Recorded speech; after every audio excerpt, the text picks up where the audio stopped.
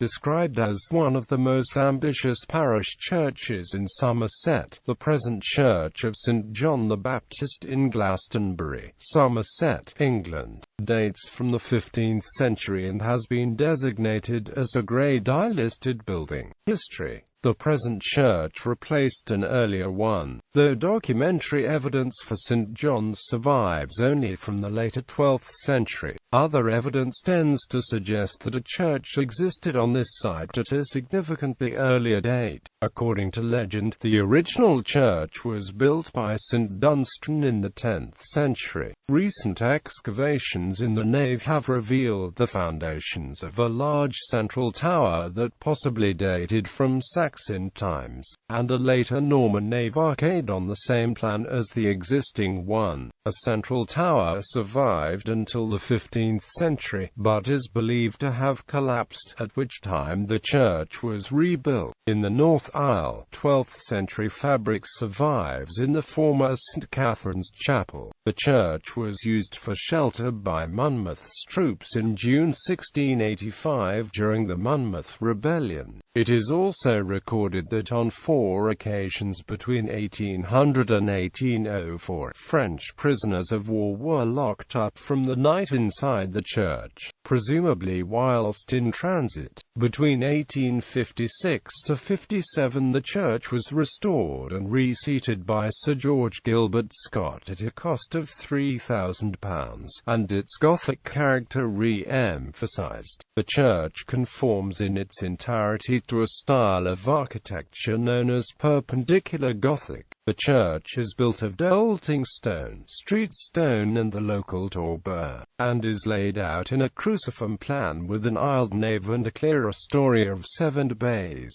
Interior. The interior of the church includes 4 15th-century tomb chests, some 15th-century stained glass in the chancel, medieval vestments, and a domestic cupboard of about 1500 which was once at Whittam Charterhouse.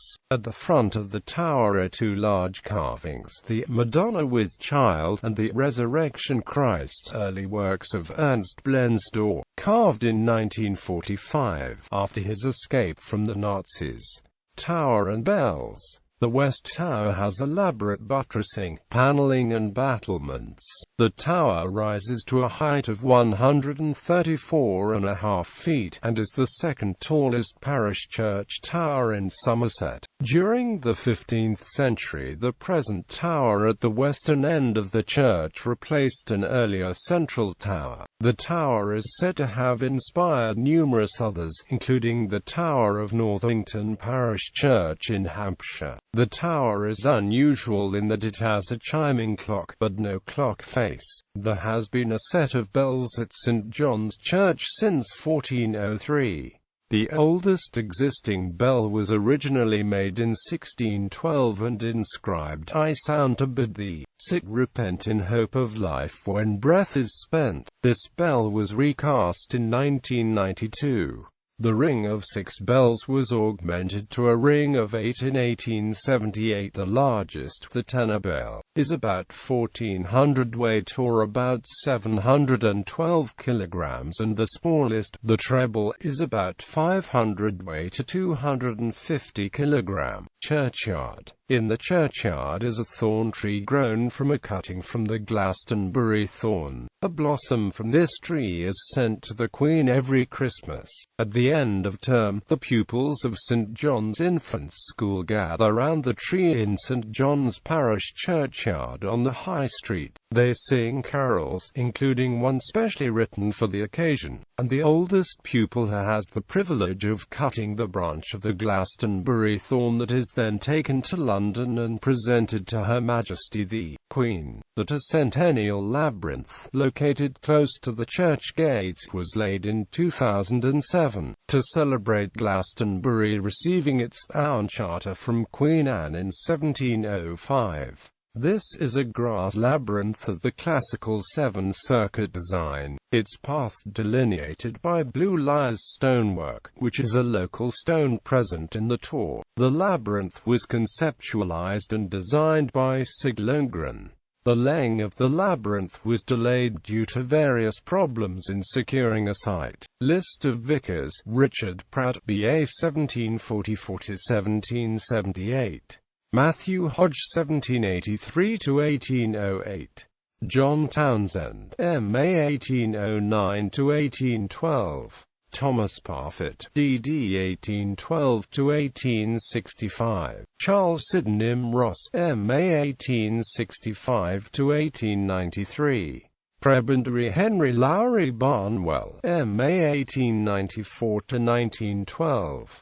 Charles Victor Parkinson Day, M.A., C.B.E., D.D. 1912–1921. Lionel Smithert Lewis, M.A. 1921–1950. Prebendary Bernard F. Cooper, B.D. 1950. Hugh William Hartley Knapman, B.A., Road 1955. Alan Jeffrey Clarkson, M.A. 1974.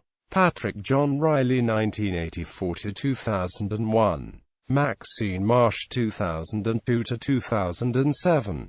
David McGeoch, Road 2008–present. Thomas Parfitt has been the longest-serving vicar of Glastonbury, having held the office for more than 52 years, between December 1812 and his death, aged 88 years, in January 1865. Dr. Parfitt was also vicar of St. Benedict's Church, Glastonbury, until this became a separate cure in 1845. Charles Sydenham Ross was a curate at Glastonbury for 7 years, until succeeding Dr. Thomas Parfitt as vicar in 1865. Mr. Ross was noted as having been of Scotch extraction, born at sea off the coast of Portugal. He died during a service at Glastonbury Parish Church on Christmas Eve 1893, and a local newspaper remarked, "The manner of his death was beautifully touching, for he sank quietly to rest as his congregation were singing the Nunc Dimittis." Mr. Ross had been unwell for many months, and the bulk of the work in the parish had been carried out by the Reverend H. L. Barnwell, who was to succeed him. Henry Lowry Barnwell was licensed as a curate to St. John's in 1889. He served as vicar for 18 years, until his death in 1912, and in the following year, a beautifully designed oak screen was erected to his memory in the side chapel. Charles Victor Parkinson Day volunteered for service soon after the outbreak of World War I as a chaplain to the forces, his rank being equal to that of colonel. Consequently, although he was vicar of Glastonbury for 9 years, more than half of this time was spent in France, Mesopotamia and other war areas. The Reverend Herbert Davis took charge of the parish during his absence. Mr. Day remained with the troops for the duration of the war and was awarded the C.B.E. He died suddenly at Clifton in 1921. Lionel Smithert Lewis was a prominent member of the Church Anti-Vivisection League and also a founder of Blue Cross, which campaigned against the inhumane treatment of horses at the front during the First World War. Following his appointment as vicar of Glastonbury in 1921, he developed a passionate interest in the Holy Grail and the legends of Joseph of Arimathea, and became a well-known author on the subject. Mr. Lewis was succeeded by Bernard F. Cooper, who had been vicar of Bathwick and rural dean of Bath, and then by Hugh William Hartley Knapman, who had been vicar of Long Ashton since 1938.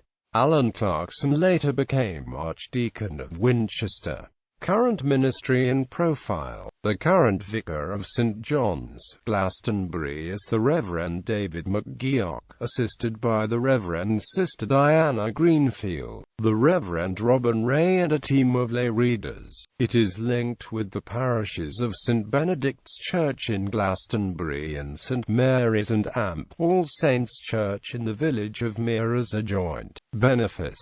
Music. The church has a strong musical tradition and close ties with the nearby Cathedral of Wells. A surpliced choir and processions at St. John's was first introduced by Charles Sydenham Ross, incumbent from 1865. Today, St. John's Choir is made up of a large group of adults and juniors under the direction of Derek Dorey, organist and choir master. The choir is of such a standard that it sings regularly in the cathedrals of Exeter, Salisbury, Hereford and Wells. With the help of the Cathedral School in Wells and the Wells Cathedral organist, St. John's Glastonbury has been able to develop a scholarship, whereby each year an organ scholar is appointed to work with the director of music to gain experience of working within a parish church.